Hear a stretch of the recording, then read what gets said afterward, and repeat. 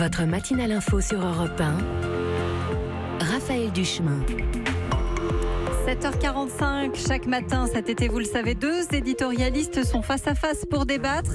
Bonjour Virginie Leguet. Bonjour. Merci d'être avec nous, rédactrice en chef adjointe du service politique de Paris Match. Face à vous, il y a Guillaume Roquette. Bonjour. Bonjour. Directeur de la rédaction du Figaro.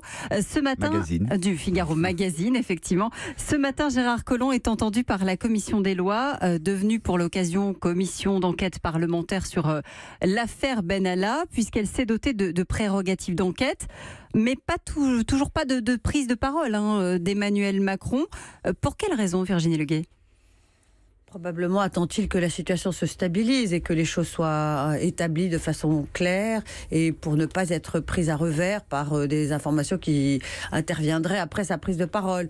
Il espère aussi clore la séquence et laisser la séquence se dérouler, les enquêtes travailler, les décisions se prendre et puis lui intervenir en toute fin de processus. Guillaume Roquette. Oui, on comprend un peu mieux la stratégie du président de la République depuis qu'il y a eu des fuites de l'entourage disant le président est très choqué par ce qui se passe, il entend que l'état de droit soit respecté, comme s'il était en quelque sorte la victime dans cette affaire et que ça n'était pas lui qui avait mis Benalla au cœur du dispositif de l'État.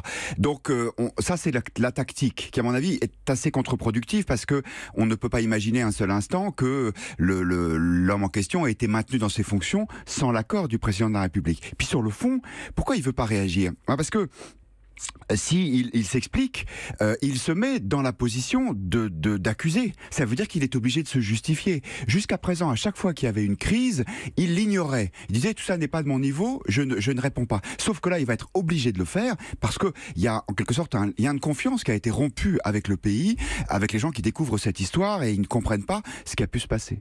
Sauf que pour l'instant, c'est Gérard Collomb qui est en première ligne. C'est lui qui va devoir s'expliquer en premier en tout cas. Est-ce qu'il peut, et c'est ce qu'on entend d'ailleurs, jouer désormais le rôle de fusible ? Ça serait tout à fait inapproprié. Gérard Collomb est effectivement au courant des faits dès le 2 mai, mais Gérard Collomb en a immédiatement référé à l'Élysée. Et la façon dont l'Élysée a traité le dossier l'a lui-même incliné à traiter le dossier de la même façon, c'est-à-dire à ne rien faire. Je rappelle que l'Élysée est au courant du dossier depuis le 2 mai et que ce n'est qu'à la suite des révélations du Monde le 18 juillet, quand les choses ont été clairement et publiquement sues, qu'enfin quelque chose s'est mis en branle et que le silence de 2 mois et demi d'Élysée a cédé. Donc Gérard Collomb n'avait pas d'autre choix que de suivre les consignes de l'Élysée. Donc Gérard Collomb va devoir expliquer tout à l'heure quelles ont été les informations qui étaient à sa disposition, comment il a décidé d'agir ou de ne pas agir, mais surtout il a je dirais une position un peu compliquée parce qu'il ne peut pas charger l'Élysée en disant c'est de la faute de l'Élysée si j'ai fait ou si je n'ai pas fait. Il est trop loyal et trop fidèle à Emmanuel Macron pour le faire et en même temps il doit défendre le rôle qu'il a joué lui depuis 2 mois et demi. Même chose d'ailleurs pour le préfet de police de Paris qui sera auditionné dans l'après-midi, Guillaume Roquette. Ils vont devoir expliquer l'enchaînement des faits et qui a pris véritablement les responsabilités. Oui, ils vont devoir s'expliquer pour savoir si en fait ils sont en quelque sorte les victimes ou les complices de ce qui s'est passé.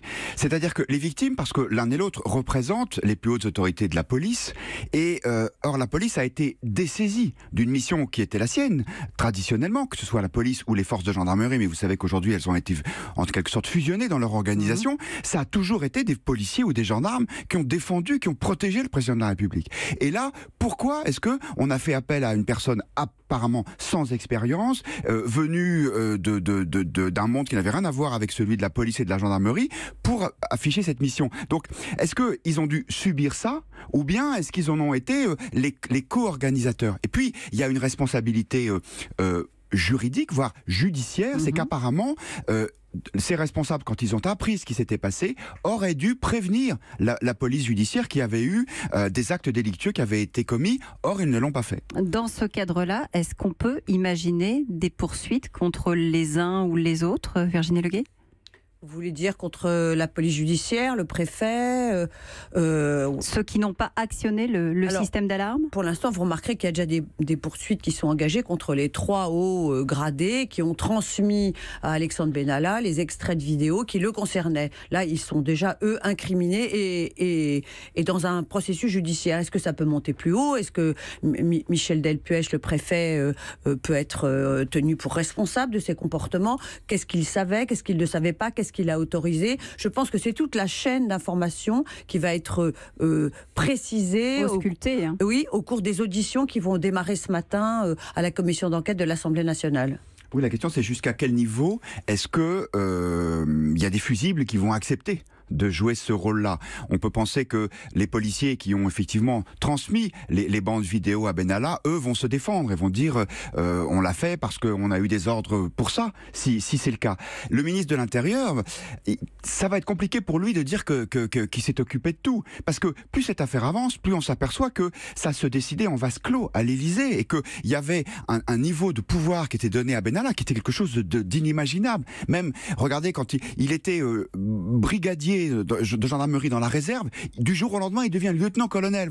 Je crois que même les héros des guerres napoléoniennes n'avaient pas des promotions aussi fulgurantes. Donc, ça n'est qu'un exemple. Mais je ne pense pas que Gérard Collomb soit le responsable principal. Alors, ou bien il dit oui, tout ça est de ma faute parce qu'il accepte d'endosser ce rôle-là, ou bien il trouve que le costume qu'on lui taille est un peu trop grand pour lui, et à ce moment-là, de toute façon, c'est ce qui va finir par arriver. Ça va remonter jusqu'à l'Élysée. On ne peut pas imaginer qu'Emmanuel Macron, indéfiniment, reste silencieux sur cette affaire. Et de toute manière, on aura la réponse tout à l'heure, puisque l'audition de Gérard Collomb est publique. On en reparlera, évidemment, hein, probablement dès demain matin, ici même. Virginie Leguet, rédactrice en chef adjointe du service politique de Paris Match, face à Guillaume Roquette, directeur de la rédaction du Figaro Magazine. Je vous dis à demain, même heure, même endroit. Europe 1.